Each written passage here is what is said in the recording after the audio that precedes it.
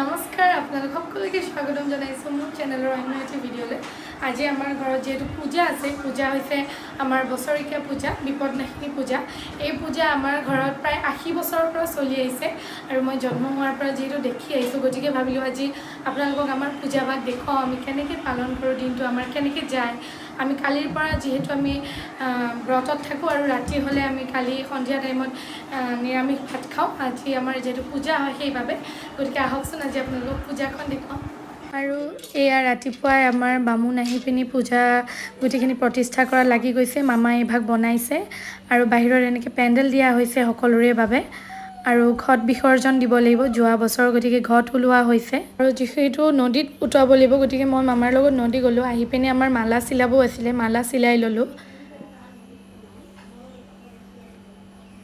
আৰু পূজাৰ কাম বামুণে প্ৰায় সমাপ্তই কৰিছে আৰু নাজানো কিয় এইখিনি কৰোঁতে গোটেই আমাৰ বহুত আল্টা লগাব মন গৈছিলে, মানে আমাৰ গোটেই কাজিনখিনি। আৰু আমি গোটেই কাম সামৰি পূজা আৰম্ভ হোৱাৰ আগতে চবেই বহি লৈ হাতত আল্টা লগাব ৰেডি কৰিলোঁ। আৰু মামাহঁতে কি কৰিছে চাওঁ ৰ'ব। এইফালে পাচলি কটাত ব্যস্ত সকলোবোৰ, আৰু এয়া বামুণে বনাইছে আমাৰ যিটো ভোগৰ প্ৰসাদ সেয়া, আৰু এইফালে কাৰিকৰে বনাই আছে আৰু পূজা আৰম্ভ হৈ গ'ল।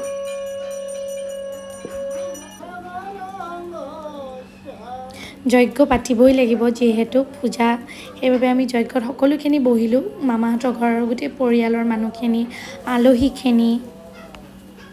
আৰু এই পূজা ভাগৰ মহত্ব মই আপোনালোকক বুজাব নোৱাৰিম, কিমান পবিত্ৰ এটা মনোভাৱ হয়। 80 বছৰ পুৰণা, তেনেহ'লে আমাৰ কিমান বেছি বিশ্বাস থাকিব লাগিব ভাবকচোন।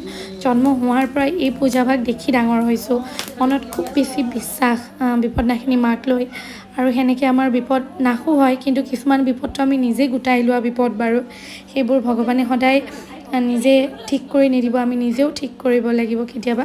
তাৰপিছত পূজা সামৰাৰ পিছত হাতত বান্ধিবলৈ ৰছী দিলে, আৰু ৰছী ভাগ লৈ যিহেতু মাহঁত যোৱা নাছিলে, মাহঁতৰ বাবেও মই ৰছী ল'লোঁ হাতত। এবছৰৰ কাৰণে এডাল বান্ধি ৰাখিব লাগে, এবছৰ নাথাকেই বাৰু, পানী দুনি লাগি ঢিলা হৈয়ে যায়, তথাপিও যিমান দিন পাৰোঁ ৰাখিব চেষ্টা কৰোঁ। তাৰপিছত প্ৰসাদ ভগালে, ভোগৰ প্ৰসাদ ল'লোঁ। তাৰপিছত আমি সকলো বহিলোঁ খাবলৈ, খিচিৰি খাবলৈ, কাৰণ আমাৰ কালিৰ পৰা একোৱেই খোৱা হোৱা নাছিলে।